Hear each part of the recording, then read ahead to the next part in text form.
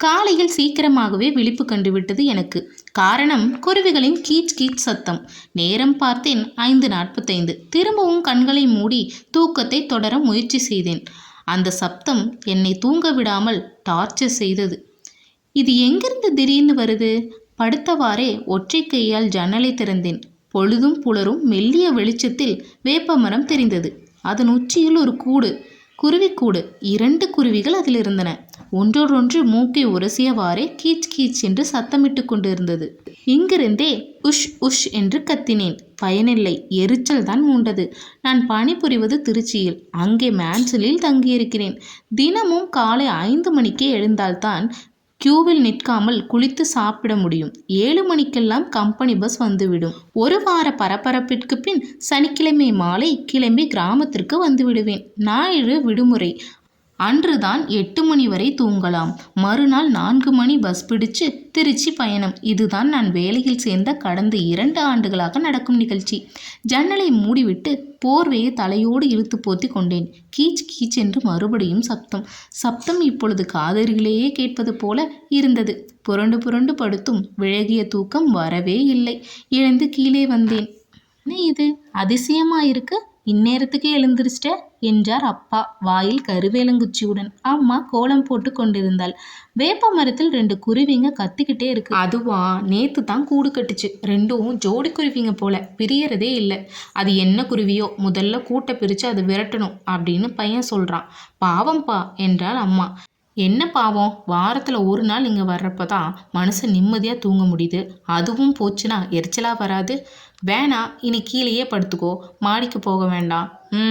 எனக்கு என் ரூம் தான் வேணும், சௌகரியமாக இருக்கும். கூட்டை களைச்சிடணும், ஓகேவா? சரி, வெள்ளச்சாமி வந்தால் மரத்தில் ஏறி கூட்டை கலைக்க சொல்லிடுறேன் என்றார் அப்பா. வெள்ளச்சாமி எங்கள் வயலில் வேலை செய்கிறவர். அன்றைக்கு பார்த்து உடம்பு சரியில்லைன்னு அவர் வரவே இல்லை. குருவிகள் 2 நாள் முழுக்க கத்திக்கிட்டே இருந்துச்சு. எனது ஆத்திரத்தையும் மேலும் அதிகப்படுத்திகிட்டே இருந்துச்சு.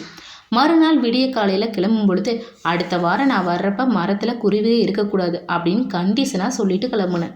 மீண்டும் அலுவலக சக்கரம். காலை 11 மணிக்கு ஜிஎம் ஃபோன் பண்ணி, மிஸ்டர் அசோக், மெட்ராஸிலேருந்து அர்ச்சனான்னு ஒருத்தர் வராங்க, இங்கே மாற்றலாகி. உங்களுக்கு அசிஸ்டண்ட் யாருமே இல்லைன்னு சொன்னீங்களே, இவங்கள போஸ்ட் பண்ணிடலாமா அப்படின்னு கேட்குறாரு. தாராளமாக சார், தேங்க்யூ. 2 நிமிடத்தில் அர்ச்சனா வந்தாள். இளம் மஞ்சள் நிற சேலை, ரவிக்கை பொட்டு, முத்து மாலை, வளையல், ஒற்றை ரோஜா, எல்லாமே மஞ்சள் தான். அவரோட முகம் கூட அதே நிறமாய் தெரிந்தது. அந்த முகத்தில் இனம் புரியாத வசீகரம். Good morning sir.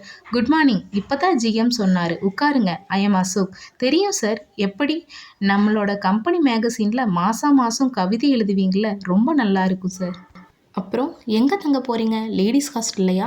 நோ, எங்கள் பேரண்ட்ஸ் இங்கே தான் இருக்காங்க. அதனால தான் மெட்ராஸ்லேருந்து மாற்றல் வாங்கிட்டே வந்தேன். அப்படியா?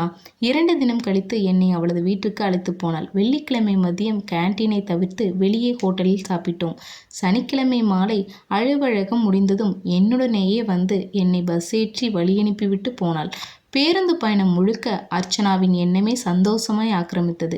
9 மணிக்கு கிராமம். சூடான இட்லி, வெங்காய சட்னி, அம்மாவின் கைமணத்தை ருசித்துவிட்டு நிம்மதியாக தூங்க ஆரம்பித்தேன். மறுநாள் சீக்கிரமாகவே விழித்து கொண்டேன். காரணம் அதே குருவிகள். ஜன்னலை திறந்தேன். கூட்டிற்கு வெளியே அவற்றின் தலை தெரிந்தது.